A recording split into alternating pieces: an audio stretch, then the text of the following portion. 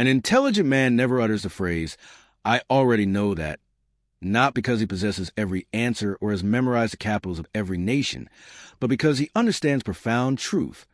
The moment you declare you know something fully, you close the door to growth, curiosity, and the boundless potential of a mind willing to learn.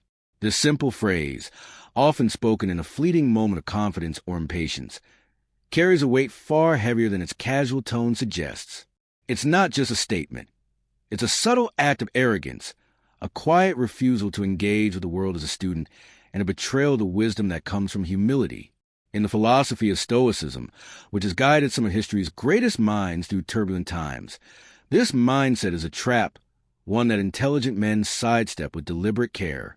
They recognize that true wisdom lies not in proclaiming what you know, but in embracing the vastness of what you don't. And they cultivate this awareness with discipline that transforms both how they see themselves and how others perceive them. Let's explore why this phrase is so dangerous, why intelligent men avoid it, and how Stoic principles illuminate a better path, one that leads to clarity, connection, and a life of continuous growth. Imagine a young man, eager to prove himself in a bustling workplace, sitting across from a mentor who has weathered decades of challenges. The mentor begins to share insights about a process the young man has performed countless times, and in a fleeting moment of overconfidence, he interrupts with, "Yeah, I already know that." The room falls silent, not because the mentor is offended, but because the young man has just revealed something about himself, a closed mind, a need to assert control, and a missed opportunity to deepen his understanding. This scene, drawn from real-life experiences, illustrates the peril of those four words. They don't just interrupt a conversation. They sever a connection to wisdom. The mentor, with his quiet certainty born of battles fought and lessons learned, sees what the young man cannot. That knowledge is not a static trophy to be claimed, but a river always flowing, always changing. The Stoic philosopher Marcus Aurelius captured this truth when he wrote, "You cannot learn anything when you think you already know everything." To say, "I already know that," is to plant yourself firmly on the shore, refusing to step into the current of new perspectives, nuances, or insights that could reshape your understanding. The danger of this phrase lies in its subtlety. It feels harmless, even empowering, in the moment. It's a reflex, a way to signal competence or save time in a world that often demands quick answers. But beneath the surface, it's a declaration of stagnation. It assumes that what you know today is enough, that the version of you sitting in this moment has reached the pinnacle of understanding. Intelligent men, however, see through this illusion. They know that knowledge is not a destination, but a journey, one that requires constant movement. Consider the seasoned carpenter who listens patiently as an apprentice explains a technique he mastered decades ago. Instead of cutting the young man off with a dismissive, "I already know that," he nods, asks questions, and thanks him for sharing. Later, when asked why he didn't assert his expertise, he smiles and says, "Sometimes you learn more by listening to how someone else sees it." This is not just humility. It's a deliberate choice to remain open, to honor the possibility that even a familiar topic can reveal something new. It's the kind of wisdom that doesn't need to shout its presence. It shines quietly in the act of listening, in the willingness to be a student no matter how much you've already learned. Stoicism, with its emphasis on self-mastery and clarity, cuts through the ego that fuels phrases like, "I already know that." The Stoics understood that the human mind is prone to pride, to the temptation to protect an image of competence at the cost of growth. When we interrupt someone to assert our knowledge, we're not just signaling confidence. We're guarding a fragile sense of self, one that fears being seen as less than all-knowing. But the Stoics, from Epictetus to Seneca, taught that true strength lies in letting go of this need. Epictetus once said, "It is impossible for a man to learn what he thinks he already knows." This is not a call to doubt yourself endlessly, but a reminder to approach life with beginner's mind, to treat every conversation as an opportunity to refine, expand, or even challenge what you believe. Intelligent men embody this principle. They don't see listening as a concession, but as a practice of discipline, a way to hone their understanding and build trust with those around them. When you listen, even to something you've heard before, you're not just hearing words. You're observing how another mind processes a world, and that perspective can spark insights you'd never uncover alone. This mindset has practical implications far beyond philosophical musings. In a world that moves faster every day, where information bombards us from every angle, the temptations say, I already know that grows stronger. We skim articles, half listen to meetings, and scroll past ideas that seem familiar, assuming we've already grasped their essence. But intelligent men resist this urge. They pause, take a breath, and listen anyway, not because they doubt their own knowledge, but because they respect the complexity of the world. A single conversation, even about a topic you've studied for years, can reveal a nuance you hadn't considered, a detail that shifts your perspective, or a connection that deepens your understanding. I once watched a colleague, a man with decades of experience in his field, sit through a presentation on a subject he could have taught himself. Instead of zoning out or interrupting, he leaned forward, asked questions, and later shared how a single phrase from the presenter clarified a problem he'd been wrestling with for months. That's the power of staying open. It's not about humoring others. It's about recognizing that no one, no matter how experienced, has a monopoly on insight. The Stoic practice of humility also fosters something deeper: respect. When you refrain from saying, I already know that, you're not just preserving your own growth. You're honoring the person speaking to you. You're acknowledging their effort, their perspective, and their right to be heard. This builds trust, both in yourself and in the eyes of others. People notice when you listen, when you set aside your ego to engage fully. Over time, this makes you someone worth listening to, someone whose words carry weight because they're grounded in thoughtfulness rather than bravado. In my own life, I've learned this lesson the hard way. Years ago, I brushed off a colleague's explanation of a process I thought I'd mastered, only to realize later that her approach revealed a shortcut I'd never considered. That moment of missed opportunity taught me that I already know that doesn't just limit learning. It limits connection, collaboration, and the chance to build something greater than what you could achieve alone. Ultimately, the refusal to say, I already know that, is about embracing a Stoic truth. Life is a classroom, and we are all students, no matter how much we've learned or how far we've come. Intelligent men don't see this as a weakness, but as a strength, a commitment to living with curiosity and discipline. They know that wisdom isn't a trophy to display, but a practice to embody, one that requires setting aside pride in favor of clarity. By choosing to listen, to question, and to remain open, they not only deepen their own understanding, but also inspire those around them to do the same. So the next time you feel the urge to say, I already know that, pause, take a breath. Ask yourself what you might learn if you let go of the need to be right. In that moment of humility, you'll find the true essence of intelligence, not in what you already know, but in what you're willing to discover. The phrase that impossible is a quiet killer potential, a reflex that slips from the lips of even the sharpest minds when faced with a daunting challenge. Yet an intelligent man never lets it take root. It's not that he believes every obstacle can be easily overcome or that he's immune to doubt. Rather, he understands that declaring something impossible is not a reflection of reality, but a projection of his own fears, limitations, and unwillingness to step into the unknown. In the timeless wisdom of Stoic philosophy, this phrase is a betrayal of courage, a surrender before the battle has even begun. And intelligent men, guided by the likes of Marcus Aurelius and Seneca, know better. They see challenges not as impenetrable walls, but as invitations to act, to take the next small step, and to shape their perception of the obstacle rather than be defeated by it. To say, that's impossible, is to close the door on possibility, to admit defeat without effort, and to let fear masquerade as logic. Instead, intelligent men embrace the Stoic call to focus on what's within their control, finding strength in persistence, and wisdom in the refusal to let the unknown paralyze them. Let's dive into why this phrase is so insidious, why intelligent men steer clear of it, and how Stoicism lights the path toward a life of disciplined action and unyielding resilience.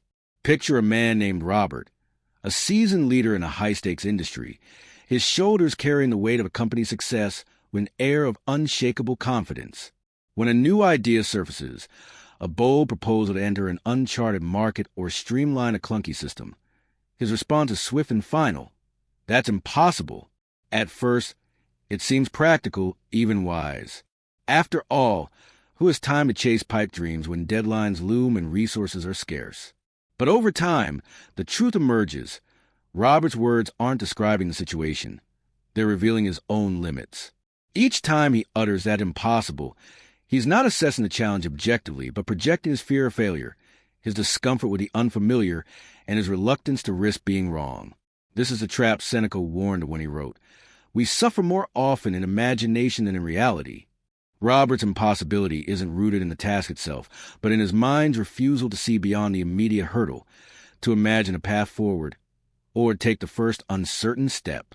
Intelligent men, however, see through this deception. They know that what feels impossible is often just unfamiliar, a challenge that demands courage rather than dismissal.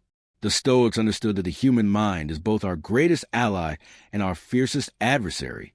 When faced with a daunting task, it's natural to flinch, to let the scope of the challenge overwhelm us. But to label it impossible is to give up control, to hand victory to fear before the fight begins. Marcus Aurelius, a man who governed an empire while facing wars, betrayal, and personal loss, reminded himself daily, "You have power over your mind, not outside events." This is the heart of Stoic courage. Not reckless optimism or blind faith, but a disciplined focus on what lies within your grasp. Intelligent men embody this principle. Instead of staring at the towering obstacle and declaring it insurmountable, they ask, "What can I do right now? What's the next step?" This shift in perspective transforms the impossible into the actionable. I once worked on a project that seemed doomed from the start. A tight budget, an unforgiving timeline, and a team of novices. Every instinct screamed that it couldn't be done. But instead of echoing Robert's refrain, I took a page from the Stoics. I focused on the immediate, breaking the work into manageable pieces, tackling one task at a time. Step by step, the project not only succeeded but became a triumph. Not because we performed miracles, but because we refused to let impossible dictate our actions. The power of avoiding that impossible lies in its ability to keep you moving forward, even when the path is unclear. Intelligent men know that strength isn't built by winning every battle, but by showing up again and again, especially when the odds seem stacked against you. Consider the story of a small startup I once heard about, tasked with competing against industry giants. The logical choice was to fold, to admit that success was impossible against such odds. But the founder, steeped in a Stoic-like mindset, didn't see a wall. He saw a challenge. He focused on what he could control, refining the product, reaching out to one customer at a time, learning from each setback. Years later, that startup carved out a niche that the giants couldn't touch. This is what Stoicism teaches. The obstacle isn't the problem. Our perception of it is. By reframing the impossible as a series of manageable steps, intelligent men turn fear into fuel, doubt into determination. This mindset also has a ripple effect, inspiring those around you. When you refuse to say that's impossible, you become a beacon of possibility. People notice when you approach challenges with calm persistence rather than reflexive defeat. They trust you, not because you have all the answers, but because you're willing to keep searching for them. I've seen this in my own life. During a particularly grueling work crisis, my team was on the verge of giving up, convinced that our goal was unattainable. Instead of agreeing, I suggested we list what we could do that day, no matter how small. That simple act of refusing to surrender shifted the mood. We didn't solve everything overnight, but we kept moving, and eventually we found a way through. That experience taught me that that's impossible doesn't just limit you. It limits everyone who looks to you for guidance. Intelligent men lead by example, showing that courage is contagious. Stoicism's call to action is clear. The world will always present challenges that seem insurmountable, but your response is what defines you. To say that's impossible is to choose paralysis over progress, to let fear wear the mask of practicality. Intelligent men, however, choose the harder path. They embrace the discomfort of the unknown, knowing that every great achievement begins with a single step into uncertainty. They draw strength from Seneca's reminder that there is no easy way from the earth to the stars, and they act accordingly, not with blind hope, but with disciplined persistence. This is the essence of Stoic wisdom. Not to deny difficulty, but to meet it head-on, to see every challenge as an opportunity to grow stronger, wiser, and more capable. By refusing to say that impossible, intelligent men open doors that others never even see, forging a life not of ease but of meaning, built one courageous step at a time. So the next time you face a task that feels too big, too hard, or too far out of reach, pause. Ask yourself what you can do right now. Take that step. In that moment, you'll find not just the strength to keep going, but the wisdom to redefine what's possible. The phrase, "that's not my fault," is a deceptively simple utterance that can slip out in a moment of frustration or self-defense. Yet an intelligent man never lets it define him. It's a phrase that feels justified when things go wrong, whether a project fails, a relationship falters, or a goal slips out of reach, because it's human nature to want to deflect blame and protect our sense of self. But beneath its surface lies a profound surrender of power, a refusal to take control of what can be changed, and a missed opportunity to grow. In the philosophy of Stoicism, which has guided great minds through chaos and adversity, this phrase is a subtle poison, eroding the very agency that defines a meaningful life. Intelligent men, drawing from the wisdom of Epictetus and Marcus Aurelius, understand that responsibility is not about shouldering blame, but about seizing influence over themselves, their actions, and their ability to shape outcomes. To say, "that's not my fault," is to hand over your power to others, to wait passively for someone else to fix what's broken, and to remain stuck in a cycle of excuses. Instead, intelligent men embrace the Stoic principle of focusing on what's within their control, transforming setbacks into stepping stones through the simple act of owning their part, no matter how small. Let's explore why this phrase is so damaging, why wise men avoid it, and how Stoicism offers a path to strength, clarity, and leadership through responsibility. Imagine a man named Michael, a skilled professional whose career seemed to shine with promise. When a major client walked away, leaving his team scrambling, his immediate response was to point fingers. The client was unreasonable.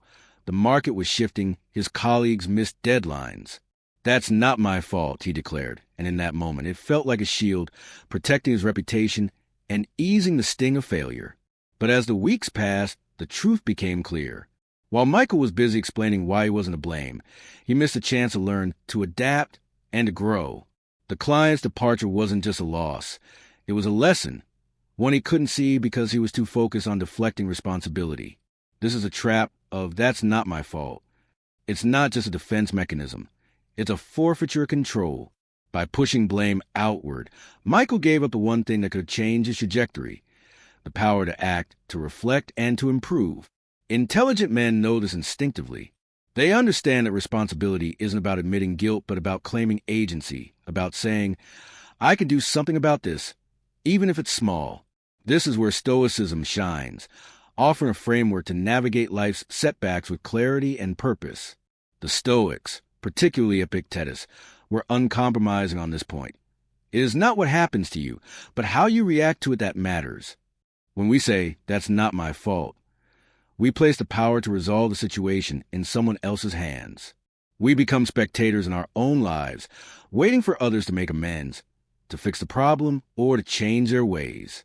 But the Stoics teach that true strength lies in focusing on what's within our control, our thoughts, our actions, our responses. Intelligent men embody this by taking responsibility, even when the bulk of the fault lies elsewhere. They ask, "what could I have done differently? How can I improve?" This isn't about self-flagellation. It's about empowerment. I once faced a project that unraveled due to miscommunication. The easy path was to blame my team's lack of clarity or the client's shifting demands. But instead, I paused and admitted my own role. I could have asked better questions, set clearer expectations. That small act of ownership didn't erase the failure, but it opened a door to improvement. The next project was stronger because I chose responsibility over blame, and that choice built trust with my team and confidence in myself. This mindset has a ripple effect, transforming not just the individual but those around them. When you refuse to say, "that's not my fault," you become a leader not by title but by example. People notice when you own your part, when you focus on solutions rather than excuses. It fosters trust, inspires accountability, and creates a culture where problems are solved rather than debated. I saw this in a colleague years ago, during a crisis that could have torn our team apart. Deadlines were missed and tempers flared. While others pointed fingers, she stepped forward, acknowledging her role in the missteps while suggesting concrete ways to move forward. Her willingness to take responsibility, even when she wasn't solely to blame, shifted the dynamic. The team rallied, not because she took all the fault, but because she showed that progress was possible. This is a Stoic ideal in action. Leadership through action, not deflection. Marcus Aurelius wrote, "Waste no more time arguing about what a good man should be. Be one." By owning their part, intelligent men don't just solve problems. They become the kind of person others look to in times of difficulty. The refusal to say, "That's not my fault," is also a practice in self-mastery. It requires confronting the discomfort of admitting imperfection, of acknowledging that you could have done better. This is hard, especially in a world that often rewards deflection and punishes vulnerability. But Stoicism teaches that growth lies in discomfort, in the willingness to face hard truths about ourselves. When we shift from "it's not my fault" to "what can I do differently," we reclaim control, not just over the situation, but over who we are becoming. I've experienced this shift myself. In a strained relationship, I once spent months justifying my actions, convinced the other person was at fault. But when I finally admitted my role, my sharp words, my failure to listen, something changed. The conversation opened, trust began to rebuild, and I felt a weight lift. That moment of responsibility wasn't about taking all the blame. It was about taking back my power to change the dynamic. Intelligent men understand this. Responsibility is where strength lives, not in escaping blame, but in embracing the chance to grow. In the end, avoiding "that's not my fault" is about living with intention. The Stoics remind us that life is not about avoiding difficulty, but rising above it. And rising begins with owning your part. Intelligent men don't waste energy defending their innocence. They invest it in finding a way forward. They know that every setback, every failure, every misstep is an opportunity to learn, to lead, and to become better. By refusing to deflect blame, they build a life of integrity, one where their actions align with their values, and their influence grows through their willingness to act. So the next time you feel the urge to say, "That's not my fault," pause. Ask yourself what you can control, what you can improve, and what small step you can take to move forward. In that moment, you'll find not just the strength to overcome the challenge, but the wisdom to become a man who leads, not by avoiding fault, but by embracing responsibility as the path to a life well lived. The phrase, "I don't need any help," is a seductive lie, one that whispers of independence and strength, but often masks a deeper, more corrosive force: pride. An intelligent man never lets these words define him, not because he lacks confidence in his abilities, but because he recognizes that true strength lies in the humility to seek support, to lean on others, and to acknowledge that no one thrives in isolation.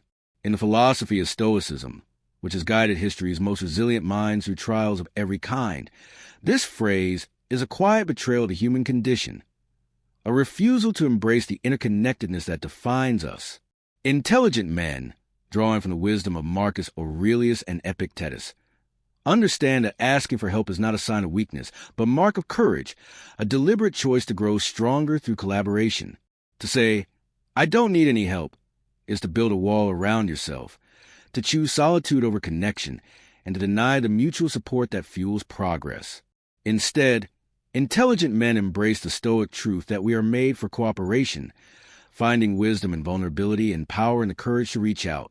Let's explore why this phrase is so dangerous, why wise men avoid it, and how Stoicism lights a path to a life of humility, strength, and meaningful connection.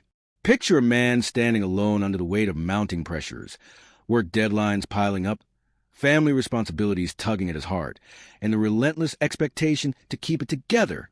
In a moment of struggle, a colleague or friend offers support, but he brushes it off with a curt, "I don't need any help." On the surface, it feels noble, a testament to his self-reliance, a nod to the cultural ideal of the lone wolf who forges his path without complaint. But beneath this facade lies a truth he's reluctant to face. The refusal to seek help isn't strength, it's a trap.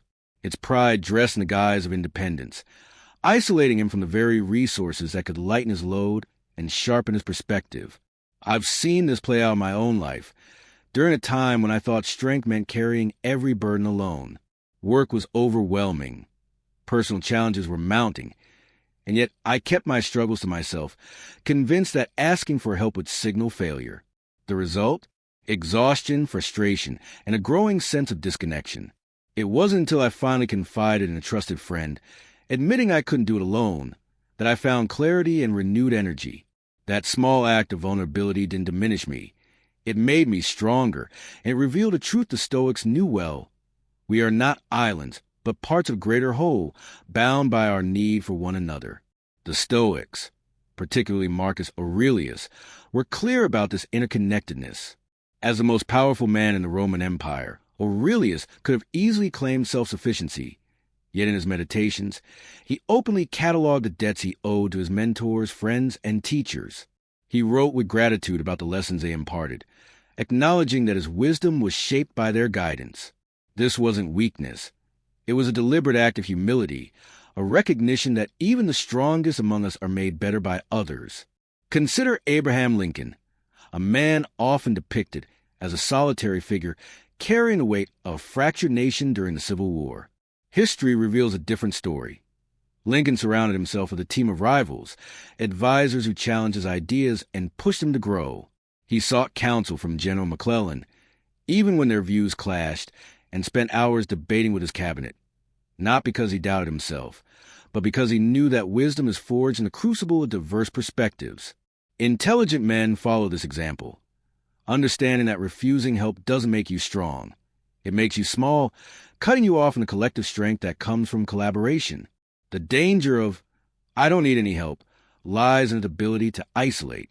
It convinces us that struggling alone is a virtue, that admitting need is a defeat. But this mindset is a lie, one that erodes resilience and stifles growth. Epictetus reminded us that no man is an island, that we are designed for mutual aid, for sharing burdens and building together. When we refuse help, we don't just deny ourselves support, we rob others of the chance to give, to contribute, to be part of something larger. I once worked with a colleague who prided himself on never asking for assistance. His projects were meticulous, but the toll was visible.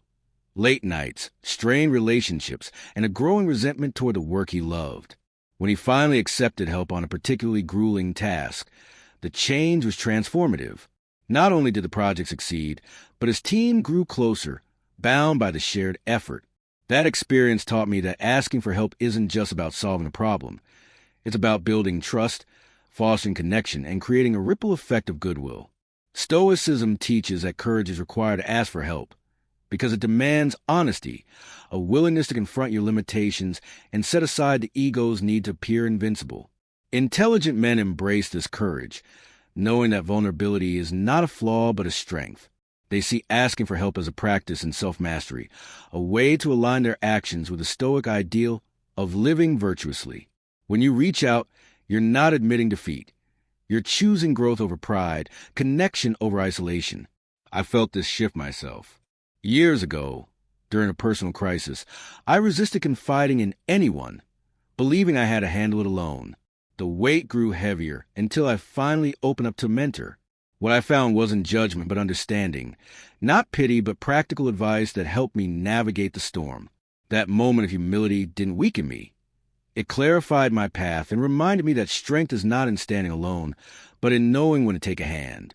The refusal to say, "I don't need any help," also has a broader impact. It sets an example, showing others that vulnerability is a strength, not a liability. When you ask for help, you give permission to those around you to do the same, creating a culture of openness and support. This is leadership in its truest form, not dominating others, but empowering them through your own humility. Intelligent men know that life's greatest challenges are rarely faced alone. They draw on the Stoic principle that we are part of a larger whole, a community bound by shared struggles and aspirations. By rejecting the lie of self-sufficiency, they build lives rich in connection and meaning, proving that true strength is not in how long you can stand alone, but in how bravely you can reach out. So the next time you feel the urge to say, "I don't need any help," pause. Consider what you might gain by letting go of pride, by inviting others into your journey. In that moment of courage, you'll find not just the strength to carry on, but the wisdom to live a life that's truly connected, resilient, and wise. The phrase, "I'm too old for that," is a quiet surrender, a seemingly harmless statement that slips out with chuckle or sigh, but carries a weight that can crush the spirit of even the most capable man. An intelligent man never lets these words define him, not because he denies the passage of time, but because he refuses to let age dictate his potential or purpose. In the philosophy of Stoicism, which has guided great minds through the trials of existence, this phrase is a subtle poison, a resignation that closes doors long before they need to be shut. It's not just an excuse. It's a betrayal of the soul's capacity to grow, to create, and to live fully until the final breath. Intelligent men, inspired by the wisdom of Marcus Aurelius and Seneca, understand that age is not a barrier but a reservoir of experience, clarity, and resilience. To say, "I'm too old for that," is to accept a lie that the best chapters are behind you, to retreat from life's possibilities, and to let time erode your purpose. Instead, they embrace the Stoic call to live with courage and curiosity, proving that as long as you have breath, you have the power to pursue, to learn, and to contribute. Let's dive into why this phrase is so toxic, why wise men avoid it, and how Stoicism lights a path to a life of boundless potential, no matter the years. Imagine a man in his 60s, his hair streaked with gray, watching younger colleagues dive into new ventures, learning a trade, starting a business, or chasing a long-deferred dream. The thought crosses his mind to join them, to try something new, but a voice whispers, "I'm too old for that." It feels practical, even wise, a nod to the realities of aging in a world that glorifies youth. But that whisper is a trap, a self-imposed limit that assumes the best of life is in the past. I've seen this mindset take hold, like it did with a man I knew who, at 55, turned down opportunity to mentor young entrepreneurs because he felt his time for such things had passed. Years later, he spoke of that choice with regret, not because he missed fame or fortune, but because he realized he let age define him, shutting out a chance to share his hard-earned wisdom.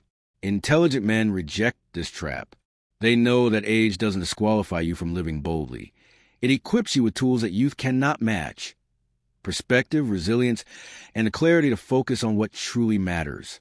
The Stoics, particularly Marcus Aurelius, saw age not as a limitation, but as a call to live with greater purpose. Aurelius, who ruled an empire in his later years, wrote in his meditations that death is inevitable, but until it comes, our duty is to live virtuously and fully. He believed that wisdom ripens with time, not because of the years themselves, but because those who remain curious and courageous deepen their understanding with every experience. This is the story of Harry Bernstein, a man who, at 93, decided to write his first book, The Invisible Wall.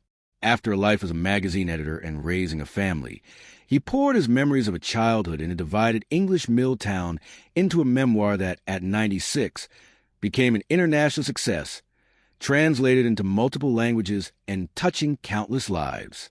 Harry didn't say, "I'm too old for that." He saw a purpose in his story, courage in his effort, and possibility in his years. His story isn't just inspiring. It's a challenge to every man who thinks time has closed the door on his dreams. Intelligent men take this challenge to heart, recognizing that every moment is an opportunity to create, to learn, and to leave a mark. The danger of "I'm too old for that" lies in its ability to erode purpose. It's a phrase that masquerades as practicality, but is rooted in fear. Fear of failure, fear of looking foolish, fear of not measuring up to a younger version of yourself. Yet the Stoics teach that fear is a product of our judgments, not reality. Seneca wrote, "We suffer more often in imagination than in reality," and this is the crux of the issue. When we declare ourselves too old, we're not assessing our capabilities. We're projecting our doubts onto the future, assuming we've missed our chance. Intelligent men counter this by asking, "What can I do now?" They don't let the number of their years dictate the scope of their ambitions. I once met a man in his 70s who, after a career in finance, enrolled in a woodworking course. His hands, weathered by decades of work, crafted furniture with a precision that stunned his younger classmates. When asked why he started so late, he shrugged and said, "Why not? I'm still here." That simple defiance of age revealed a truth. Purpose doesn't expire, and growth doesn't stop unless you choose to let it. This mindset transforms not just the individual, but those around them. When you refuse to say, "I'm too old for that," you become a living testament to possibility. You inspire others, your children, your peers, your community, to see their own potential unbound by time. I've seen this in action. A retired teacher in his 60s who began volunteering as a literacy tutor, sparking a love of learning in students who'd given up on themselves. His presence didn't just teach words, it taught courage, showing that age is no barrier to impact. This aligns with the Stoic principle that we are part of a larger whole, meant to contribute to the world as long as we're here. Marcus Aurelius reminded himself to act with virtue until the end, not because he feared death, but because he saw life as a continuous call to action. Intelligent men live this truth, embracing each day as a chance to grow, to give, and defy the limits others might impose. The refusal to say, "I'm too old for that," is also a practice in self-mastery. It requires confronting the discomfort of starting anew, of being a beginner in a world that often celebrates expertise. But Stoicism teaches that discomfort is where growth lives. When you step into the unknown, whether it's learning a new skill, mending a relationship, or chasing a dream, you're not just defying age, you're defying the inertia that keeps us small. I felt this myself. At a point when I thought my career path was set, I took a risk on a new project that fell out of my depth. The voice of doubt whispered, "You're too old to pivot now." But I pushed through. The result wasn't just professional growth. It was a renewed sense of purpose, a reminder that life rewards those who keep moving forward. Intelligent men know this. Every challenge, no matter your age, is an opportunity to become a better version of yourself. In the end, avoiding, "I'm too old for that," is about living with intention, about refusing to let time steal your courage. The Stoics remind us that life is change, and to resist it is to deny our very nature. Intelligent men embrace this, seeing themselves as works in progress, unfinished but willing. They draw strength from the knowledge that experience is not a burden but a gift, one that equips them to face the world with wisdom and boldness. So the next time you feel the urge to say, "I'm too old for that," pause. Ask yourself what you might create, learn, or become if you reject that lie. In that moment, you'll find not just the strength to keep going, but the wisdom to live a life that defies time, proving that as long as you're here, there's still work to be done, dreams to be chased, and a legacy to be built. The phrase, "I'll do it later," is a siren's call, deceptively soothing yet profoundly destructive, luring even the most disciplined minds into a trap where intentions go to die. An intelligent man never lets these words take root, not because he's immune to procrastination's allure, but because he recognizes that time is not a promise. It's a fleeting gift, one that slips away silently while we wait for the perfect moment. In the philosophy of Stoicism, which has anchored great souls through life's storms, this phrase is a quiet betrayal of purpose, a surrender to the illusion that tomorrow is guaranteed. Intelligent men, guided by the wisdom of Marcus Aurelius and Epictetus, understand that delaying what matters doesn't preserve time. It steals it, burying dreams, relationships, and opportunities in the graveyard of later. To say, "I'll do it later," is to gamble with a currency you cannot replenish, to choose comfort over courage, and to let life's most meaningful moments fade into regret. Instead, they embrace the Stoic call to live with urgency, acting now to shape a life of purpose and impact. Let's explore why this phrase is so insidious, why wise men avoid it, and how Stoicism illuminates a path toward a life where action triumphs over delay, ensuring that what matters most is never left undone. Picture a man named Thomas, successful by every measure, a thriving business, a loving family, respect in his community. Yet, like so many, he was perpetually busy, his days consumed by the demands of work and the weight of ambition. He promised himself he'd spend more time with his aging father, planning fishing trips, heartfelt conversations, or simple visits to share stories over coffee. But each time the opportunity arose, he told himself, "I'll do it later," convinced there'd be time when life slowed down. The office was hectic, the projects urgent, and later seemed like a safe haven, a promise he could keep when the moment was right. Then one day, later ran out. His father passed suddenly, leaving Thomas with a phone full of unsent messages and a heart heavy with words he never spoke. That pain, shared years later not for sympathy, but as a warning, reveals the truth. "I'll do it later" is not a plan. It's a theft, robbing us of the moments that define a life well lived. Intelligent men know this, and they refuse to let time slip through their fingers, choosing instead to act with the urgency stoicism demands. The Stoics were unflinching in their awareness of mortality, not to dwell in darkness, but to sharpen their focus on the present. Marcus Aurelius wrote, "You could leave life right now. Let that determine what you do and say and think." This wasn't a call to fear death, but to embrace life, to treat each moment as a precious chance to act on what matters. When we say, "I'll do it later," we're betting against time, assuming we'll have another chance to make the call, mend a relationship, or start the project that's been gathering dust in our minds. But time doesn't wait for our readiness. It moves relentlessly, indifferent to our plans or intentions. I've fallen into this trap myself, postponing a conversation with a friend because I thought the timing wasn't right. The discomfort of vulnerability, the busyness of the day, all seemed like valid reasons to wait. But when I finally reached out, the moment had passed. The friend had moved away, and the connection we could have deepened was lost at distance. That regret taught me a lesson. Action, not intention, builds a life worth remembering. Intelligent men live this truth, acting now not because it's easy, but because they know later is a dangerous illusion.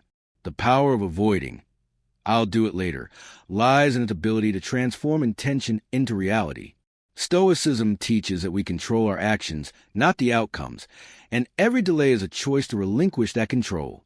Intelligent men don't wait for the perfect moment. They create it.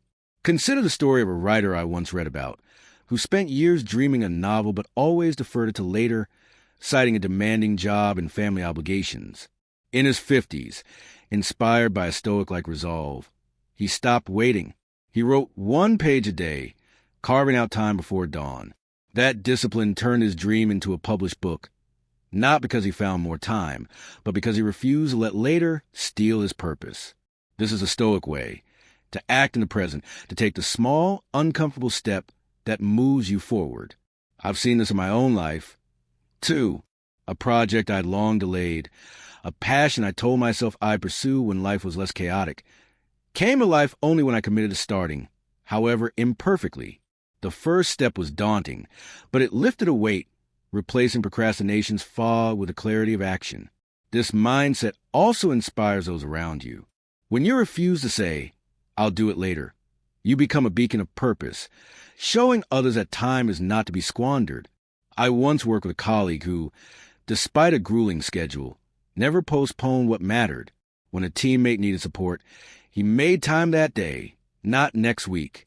When a project needed a push, he started immediately, even if it meant late nights. His urgency wasn't frantic. It was deliberate, a reflection of his understanding that opportunities don't linger. His example spurred our team to act with similar resolve, creating a culture where progress trumped excuses. This aligns with the Stoic principle that we are part of a larger whole, meant to contribute through action.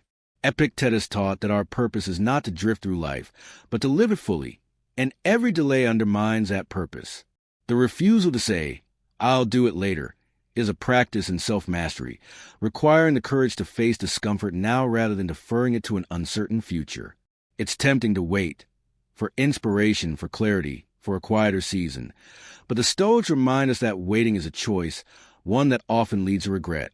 Intelligent men embrace the present, knowing that every action, no matter how small, builds a life of meaning.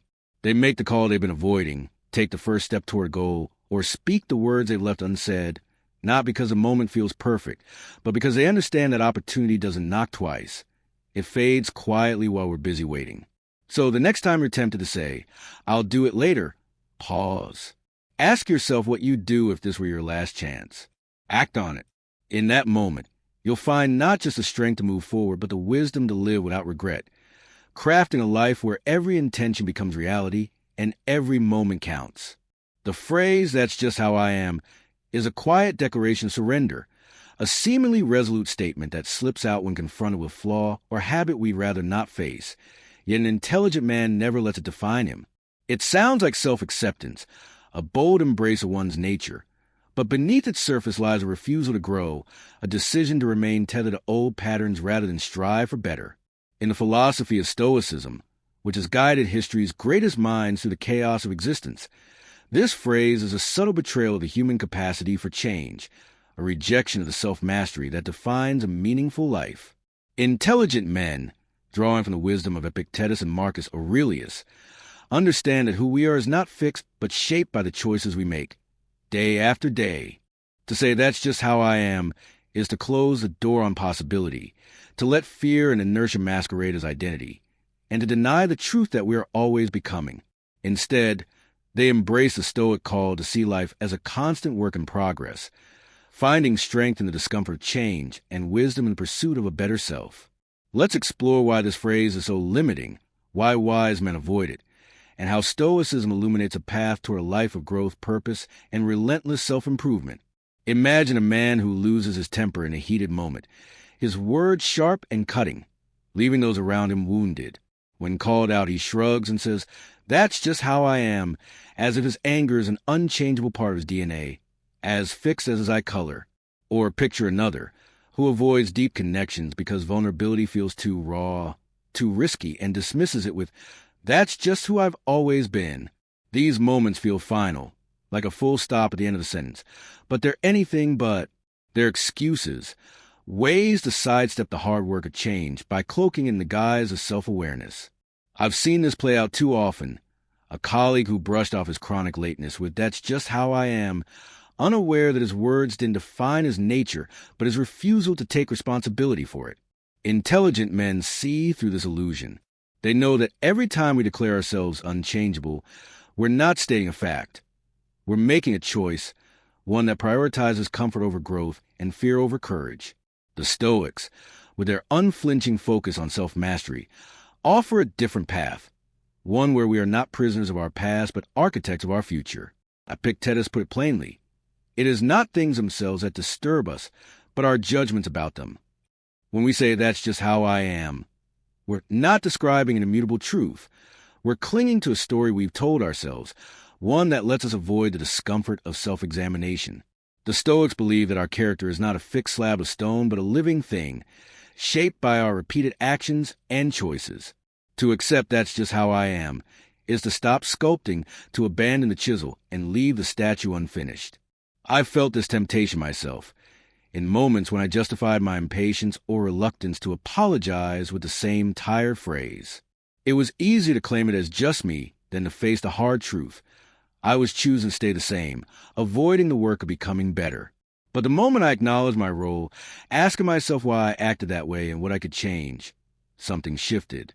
The discomfort of self-reflection gave way to clarity and small steps, pausing before reacting, listening more deeply, began to reshape who I was. Intelligent men embrace this process, knowing that change is not a sign of failure, but a testament to strength. The danger of "that's just how I am" is its power to lock us in place, to convince us that our flaws are permanent, our habits unchangeable. It's a mindset that whispers we're done growing, that the person we are today is the final draft. But Stoicism teaches that life itself is change, and to resist it is to fight the natural order. Marcus Aurelius, reflecting on the impermanence of all things, wrote that we must align ourselves with nature's flow, embracing transformation as the essence of being alive. Intelligent men live this truth. They see themselves as works in progress, unfinished but willing, and they approach their flaws with curiosity rather than resignation. Consider a man I once knew who struggled with public speaking, his nerves betraying him every time he faced a crowd. For years, he dismissed it with, "That's just how I am," until a mentor challenged him to see it not as a fixed trait, but as a skill to develop. He started small, practicing in low-stake settings, and over time, his confidence grew, not because he erased his nerves, but because he refused to let them define him. His story is a reminder. We are not our habits, our fears, or our past mistakes. We are what we choose to do about them. This mindset transforms not just the individual, but those around them. When you refuse to say "that's just how I am," you become a living example of possibility, inspiring others to question their own limits. I saw this in a friend who, after years of avoiding conflict, decided to confront his tendency to withdraw during arguments. He didn't claim it was just how he was. Instead, he worked to communicate openly, even when it felt unnatural. His relationships deepened, and his courage sparked others to face their own patterns. This aligns with the Stoic principle that we are part of a larger whole, meant to contribute through our growth. By embracing change, intelligent men don't just improve themselves, they elevate those around them, creating a ripple effect of progress and connection. The refusal to say that's just how I am is a practice in courage, requiring the honesty to confront our shortcomings and the discipline to act on them. It's uncomfortable to admit we've been wrong, to let go of familiar habits, or to step into the uncertainty of change. But Stoicism teaches that discomfort is a crucible where wisdom is forged. Intelligent men don't shy away from this. They welcome it, knowing that self-mastery is not a destination, but a daily commitment. They ask hard questions. Am I acting this way because it's truly who I am, or because it's easier than doing the work to change? The answers aren't always easy, but they lead to a life of purpose, where every choice moves you closer to the person you're meant to be. So the next time you're tempted to say, that's just how I am, pause. Challenge the story you're telling yourself. Take one small step toward change, a kind word, a new habit, a moment of vulnerability. In that act, you'll find not just the strength to grow, but the wisdom to live a life unbound by excuses, proving that you are never finished becoming.